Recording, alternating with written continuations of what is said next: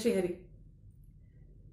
आज का वीडियो अर्जुन की जो मानसिक गणनाएं चल रही हैं उसका अगला परत हमारे सामने खोलेगा। इन्होंने पिछले यानी कि 40वें श्लोक में कहा था, कुलक्षये प्रणश्यन्ति कुलधर्माः सनातनाः धर्मे नष्टे कुलम कृत्स्नम धर्मो अभिभवत्युत। यानी यदि कुलक्षय हो जाता है तो उस कुल के, उस वंश के, उस फैमिली के जितने भी सेट ऑफ ट्रेडिशंस हैं, जो कस्टम्स हैं, जो बिलीफ सिस्टम्स हैं, वो सारे के सारे नष्ट हो जाते हैं, क्योंकि उनको निभाने वाला, उनको जानने वाला, उनके लिए आगे आने वाली पीढ़ियों को गाइड करने वाला जो समुदाय है उस वंश परंपरा का वो नष्ट हो जाता है, उस वंश का जो है वो नष्ट हो जाता है। और इसके नष्ट हो जाने के साथ ही साथ क्या हो जाता है, जब ये परंपराएं जो धर्म के हमने पिछले वीडियो में देखा था, आपने यदि वो वीडियो, तो उसमें धर्म के जो 4 पैर बताए गए हैं उसको बनाए रखने के लिए ये सारी की सारी हर परिवार में परंपराएं रखी जाती हैं कि परिवार कोई भी ह्यूमन जो कम्युनिटी है वो उन 4 पैरों को, जो धर्म रूपी बैल है उसके 4 पैरों को संभालने से ही सज सकता है। लेकिन यदि वो परंपराएं ही नहीं रहेंगी तो ये चारों चरण धर्म के नहीं पाले जा सकते। यदि धर्म नहीं रहेगा तो स्वाभाविक है कि जो अधर्म है, यानी धर्म के बिल्कुल उल्टी जो इंक्लिनेशंस हैं हम मनुष्यों में, वो सारी की सारी जागेंगी और बोलबाला इनका हो जाएगा। अब जब अधर्म छा जाएगा तो क्या होगा, आज के 41वें श्लोक में अर्जुन वो बताते हैं। अधर्माभिभवात् कृष्ण प्रदुष्यन्ति कुल स्त्रियः स्त्रीषु दुष्टासु वार्ष्णे अजायते वर्ण संकरः। पहली पंक्ति में वो कहते हैं अधर्माभिभवात्, यानी कि अधर्म के अभिभव से। धर्म तो नष्ट हो गया क्योंकि धर्म परंपराएं नहीं रही, धर्म को स्थापित करने वाले जो भी कस्टम्स थे, जो कुछ भी वहां उस परिवार में जो आचरण किए जाते थे, वो सारे के सारे पैटर्न्स जो थे वो तो अब जा चुके हैं, क्योंकि कुलक्षय हो चुका है। परिवार के जो मैच्योर, जो प्रोटेक्टिव, जो गार्डियंस थे वो तो चले गए। पीछे बचे हैं जो वो हैं कमजोर लोग, वो जिनको चाहिए प्रोटेक्शन, जिनको चाहिए गाइडेंस, जिनको चाहिए संभाल, संरक्षण। अब ऐसे लोगों के होने से, क्योंकि वहां पे तो पहले ही अधर्म का बोलबाला है, कोई अनुशासन नहीं, कोई परंपराएं नहीं, कोई धर्म नहीं, तो अधर्म का आविर्भाव हुआ। तो वो कहते हैं कृष्ण पुकारते हैं कृष्ण को, और फिर कहते हैं प्रदुष्यन्ति कुल स्त्रियः। कुल स्त्रियः प्रदुष्यन्ति, यानी कि कुल की स्त्रियां प्रदूषित हो जाती हैं। कुल की स्त्रियां प्रदूषित हो जाती हैं जब अर्जुन कहते हैं, तो अर्जुन के भाव को बहुत ध्यान से हमें समझना होगा। इन्होंने पहली जिस चीज की चिंता की वो है धर्म नष्ट कर दिया जाएगा। धर्म प्रणश्यन्ति कुल धर्माः सनातनाः की पहले चीज जो है वो धर्म नष्ट होगा। ये सबसे इंपॉर्टेंट चीज है इनके लिए, अर्जुन के लिए। दूसरी बात वो कहते हैं कुल स्त्रियः, यानी कि अगली जो इंपॉर्टेंस है, अगला जो सम्मान है इनके दृष्टि में वो है स्त्रियों का, कि परिवार की स्त्रियां प्रदूषित हो जाएंगी जो इतनी सम्माननीय हैं। क्योंकि हमारी जो भारतीय परंपरा है इसमें स्त्री है एक माँ, स्त्री है एक गर्भ जिसमें आगे आने वाली संततियां स्थान पाती हैं जन्म से पहले। इसीलिए हमारे परिवारों में, हमारे समाज में स्त्रियों को उनके पति तक इसकी मम्मी, उसकी अम्मा इस तरह से पुकारते हैं, क्योंकि हर व्यक्ति अपने आप को ये याद दिलाना चाहता है कि स्त्री एक माँ होती है। तो उस दृष्टि से अर्जुन यहाँ स्त्री को देखते दिखाई देते हैं। वो कहते हैं वो दूषित हो जाती हैं। कैसे प्रदूषित हो जाती हैं? क्योंकि उनका प्रोटेक्शन करने वाला जो भाग था उस परिवार का वो नहीं रहा। जब प्रोटेक्शन करने वाला भाग नहीं रहा तो जो रह गया भाग वो खुद वल्नरेबल टू आउटसाइड इन्फ्लुएंसेस है। अब वो स्वयं अपने प्रोटेक्शन के लिए, अपने मेंटेनेंस के लिए, अपने जीवन के लिए, सर्वाइवल के लिए वो बाहर की ओर मुंह ताक रहा है। ऐसे में बाहर के जो इन्फ्लुएंसेस हैं वो परिवार में आ रहे हैं, बाहरी एलिमेंट्स, बाहरी तत्वों को घर के अंदर प्रवेश मिल रहा है। स्त्री को सम्मान की दृष्टि से जो नहीं देख सकते, ऐसे लोगों को उस परिवार में प्रवेश मिल रहा है। अब स्त्रियां they are vulnerable to those people who can pollute them, जो स्त्री के जननी भाव को नष्ट कर सकते हैं, यानी उसके गर्भ को दूषित कर सकते हैं। अपनी दृष्टि के द्वारा, अपने आचरण के द्वारा वो उस स्त्री तक पहुंच अपनी बना सकते हैं जो अभी तक प्रोटेक्टेड थी अपने कुल के समर्थ लोगों के द्वारा। ऐसे में जब स्त्री दूषित हो गई, जब वो अपनी सहायता नहीं कर सकती, उसकी सहायता करने वाले लोग वहां नहीं रहे, जो रह गए वो उसकी सहायता में किसी भी प्रकार से सक्षम नहीं है, तो ऐसी परिस्थिति में स्त्री के स्त्रीत्व को प्रदूषित कर दिया जाएगा। और ऐसी प्रदूषित स्त्री में स्त्रीषु दुष्टासु, यानी इस प्रकार से जब स्त्री प्रदूषित कर दी जाएगी तो इस परिस्थिति में प्रदूषित स्त्री में क्या होगा, वार्ष्णेय पुकारते हैं श्री कृष्ण को, क्योंकि वार्ष्णेय का अर्थ है वृषण वंश के वंशज। श्री कृष्ण वृषण वंश को बिलोंग करते हैं और बिल्कुल शुद्ध वर्ण परंपरा से ये वंश चला है। यानी क्षत्रिय वर्ण के हैं ये, और ये वृष्णि जो है ये उसी क्षत्रिय वर्ण को बिलोंग करने वाली एक पूरी की पूरी डायनेस्टी है, एक लेगेसी है, एक लीनियज है। तो वो वार्ष्णेय पुकार के याद दिलाते हैं कि कितना आवश्यक है किसी एक विशिष्ट वर्ण को बिलोंग करना। किसी भी परिवार में, किसी भी कुल में ऐसे ही संतानों को आना चाहिए जो एक विशिष्ट उस परिवार के विशिष्ट वर्ण की ही हो। जैसे यदि क्षत्रिय पिता है, क्षत्रिय माता है, तो उसकी संतान का भी क्षत्रिय होना स्वाभाविक है। ब्राह्मण पिता है, ब्राह्मण माता है, तो उसकी संतान का भी ब्राह्मण होना स्वाभाविक है। वैश्य पिता है, वैश्य माता है, यानी बिजनेस कम्युनिटी के माता पिता दोनों हैं, तो इनकी संतान स्वाभाविक रूप से उसी प्रकार की कम्युनिटी को बिलोंग करने वाले डिस्पोजिशन के साथ ही जन्म लेगी। हाथ पैरों के काम करने वाले जो हैं, जो फिजिकल मैकेनिकल काम करने वाले जो लोग हैं, इनके द्वारा जो इनके आपसी मिश्रण से, इनके मेल से जो संतानें उत्पन्न होंगी वो अपने आप ही उस परंपरा को, उस डिस्पोजिशन को बिलोंग करेंगी, जैसे शूद्र कहा जाता है।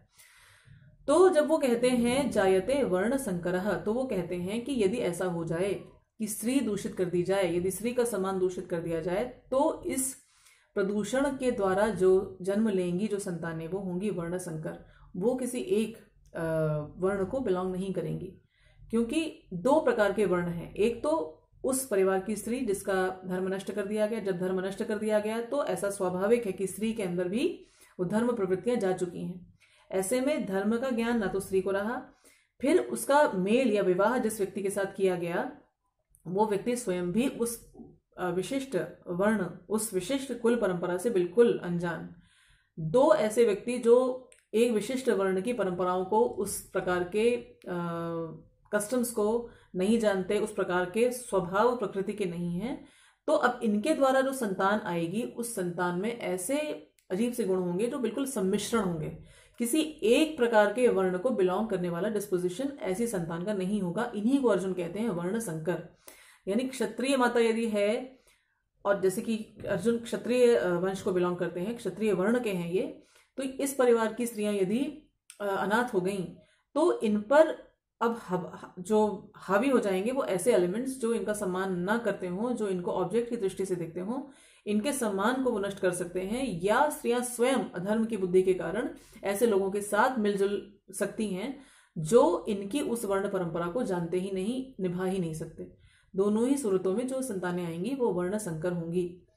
अर्जुन चिंता कर रहे हैं अपने परिवार की स्त्रियों की, अपने परिवार में आने वाली आगे की संतति, संतान, ऑफस्प्रिंग की। दूसरी ओर जो इनके शत्रु पक्ष में खड़े हैं वो हैं ऐसे लोग जो इस ओर बिल्कुल ध्यान ही नहीं दे रहे। अभी थोड़ी देर पहले ही हमने ये देखा कि दुर्योधन अपने जो आचार्य हैं, जो इनके द्रोण, इनसे ही ये कहते हुए दिखाई दे रहे थे, सामने के पक्ष का पूरा विवरण दे रहे थे और उनसे ये कह रहे थे कि सौभद्र और द्रौपदेय जो खड़े हैं ये बहुत बड़े बड़े महारथी हैं, मतलब इनसे हमको लोहा लेना है। वो ये बिल्कुल नहीं सोच रहे थे कि यदि ये मर जाएंगे, हमारे वंश की जो आगे आने वाली जो पीढ़ियां हैं, ये जो मेरे आगे वाले जो पीढ़ियां हैं, मेरे बेटे जो भतीजे हैं, यदि ये चले जाएंगे तो जो इनके जो बच्चे हैं, यानी कि जो मेरे ही वंश के आगे के आने वाले बच्चे हैं, वो बेचारे, उनका क्या होगा। इनकी जो पत्नियां रह जाएंगी, जो विधवा हो जाएंगी, या जो बच्चियां हैं, इनकी बेटियां हैं, जो उन सबका क्या होगा, क्योंकि उनका रक्षा करने वाला तो कोई नहीं रहेगा। वो इनको अपना शत्रु ही देख रहे थे। यहाँ अर्जुन है उल्टी तरफ। अर्जुन कुल स्त्रियों की बात करते हैं, यानी कि पूरी की पूरी परिवार की स्त्रियों की बात करते हैं कि यदि इनकी रक्षा करने वाले चले गए, यदि वो लोग चले गए जो धर्म की रक्षा, धर्म परंपराओं की रक्षा और इस रास्ते पर मार्गदर्शन कर सकते हैं, वो चले गए, तो मेरे कुल की, मेरे कुरुकुल की स्त्रियां जो हैं वो प्रदूषित हो जाएंगी, उनके सम्मान पर ठेस लगेगी। स्त्री को जननी भाव से देखने वाले अर्जुन आगे ये भी कहते हैं कि यदि स्त्री के गर्भ की शुद्धता को नष्ट किया गया तो जो संतानें जन्म लेंगी वो होंगी वर्ण संकर। ये दुर्योधन, दुशासन वो लोग हैं जिन्होंने अपने ही कुल की स्त्री, अपने ही परिवार की एक वधू, अपने ही परिवार की एक रानी, एक माँ, उनके सम्मान को तार तार किया, और न केवल तार तार किया बल्कि उसका आनंद भी लिया। भीष्म थे जो स्वयं धर्म का प्रतिरूप हैं, जो धर्म के लिए ही जाने जाते हैं, अपने धर्ममय चरित्र के लिए जाने जाते हैं। उस सभा में जहां स्त्री कलंकित की जा रही थी वहां ये भी बैठे हुए थे। तो जब ये बात हम देखते हैं अर्जुन की इस चिंता को, तो इसको आज के कॉन्टेक्स्ट में यदि हम अप्लाई करते हैं तो हमें ये जो आज के समुदाय की, आज की ह्यूमन कम्युनिटी की जो डिप्रेविटी है, अपने लोभों के कारण, अपनी वासनाओं के कारण ऐसे परिवार हैं जो अपने ही परिवार की बेटियों को ऐसी जगहों पर धक्का देते हैं, उन्हें नष्ट करने का प्रयास, उनके सम्मान को नष्ट करने का प्रयास करते हैं। चाहे वो पुरुष हो चाहे वो स्त्रियां हों, अपने ही परिवार की बेटियों बहुओं को, उनके सम्मान को तार तार करते हैं, उसका आनंद लेते हैं। आगे क्या होगा, उस स्त्री के बच्चों का क्या होगा जो ऐसी असहाय परिस्थिति में इनके लोभ के कारण, जमीन जायदाद उसका कारण हो सकता है, कोई व्यक्तिगत द्वेष हो सकता है, ईर्ष्या हो सकती है, जिसके कारण ये अपने ही परिवार की स्त्रियों से षड्यंत्र, उनके विरुद्ध षड्यंत्र करते हैं। ये मैं अपने जीवन में देखे हुए अनुभवों के आधार पर आपको बताती हूँ।